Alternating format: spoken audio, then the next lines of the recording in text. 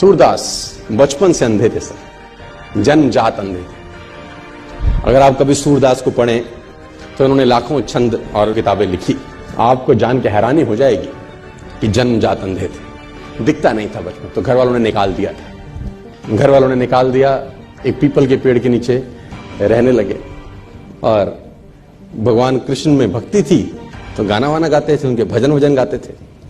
तो मथुरा आगरा हाईवे के ऊपर मंदिर है बहुत सारे, अगर आप कभी गए हो तो, है ना। Have you ever been to those temples? Mathura Agra highway है ना, वहां कृष्ण जी के बहुत सारे मंदिर हैं। वहां पर गुलाब के फूलों की माला मिलती है, जहां आपने देखे होंगे, है ना। Have you ever been? आप में से कोई गया है ना, गए हैं ना आप लोग? तो वो पीपल के पेड़ के नीचे बैठे रहते थे और वहां भजन गाते थे। तो किसी गुरु ने उनको बोला कि तू मंदिर जा, वहां गा। तो उसने बोला ठीक है, तो चला जाता था मंदिर में, भगवान कृष्ण के भजन गाता था, मस्त गाता था, ना दिखता था ना भगवान को कभी देखा था, लेकिन कल्पना के अंदर। और इतिहासकार ये बोलते हैं कि 1500वीं शताब्दी में इनका जन्म हुआ, 1535 के आसपास, if I am not wrong. आज से 500-600 वर्ष पहले ये इस धरती पे आए, मथुरा में रहे और भगवान के भजन गाते थे। और इतिहासकार ये कहते हैं कि इनको भगवान के दर्शन होते थे। भगवान कृष्ण जब ये भजन गाते थे, इनका भजन सुनने के लिए आते थे। कितना सच है कितना झूठ मुझे नहीं पता, लेकिन आई बिलीव, मैं किसी चीज को नकारता नहीं हूं। जो बात है कहीं ना कहीं हुई होगी शायद। और घटना ऐसी हुई इनके जीवन के अंदर कि जिसमें उथल पुथल मचा दी बहुत लोगों के जीवन के अंदर, कि जब ये मंदिर में जाते थे तो मंदिर में इनको नजर नहीं आता था।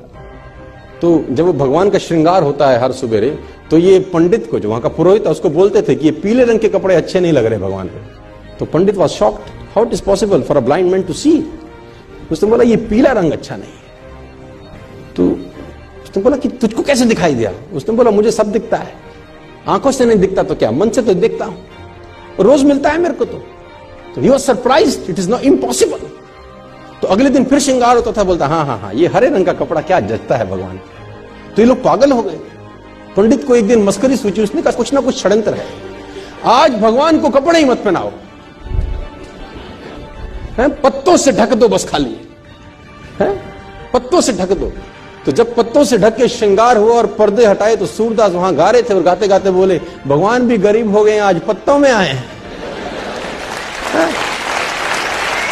तो एवरीबडी वाज शॉक्ड कि how it is possible for a blind man to see. लेकिन असंभव, मैं फिर कहता हूं दोस्तों, आपको मन की शक्ति से ना सर भगवान तक को पाया जा सकता है। कोई भी हैंडीकैपनेस आपके आगे नहीं आती अगर मन से साला आप सॉलिड हैं तो यार। और आप तो समृद्ध हैं यार, पूरे तरीके से ठीक हैं, भगवान ने आपको सब कुछ दिया है। एक आदमी ने कहा मैं बहुत गरीब हूं, तो मैंने कहा एक आंख निकाल दे 50 लाख देता हूं।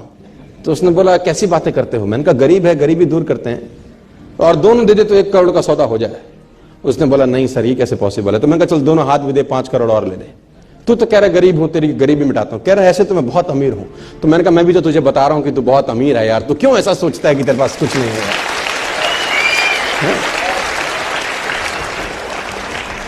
और भगवान ने सूरदास को दर्शन किए। आप सूरदास के बारे में पढ़ें, छंद पढ़ें, तो आपके रोंगटे खड़े हो जाएंगे।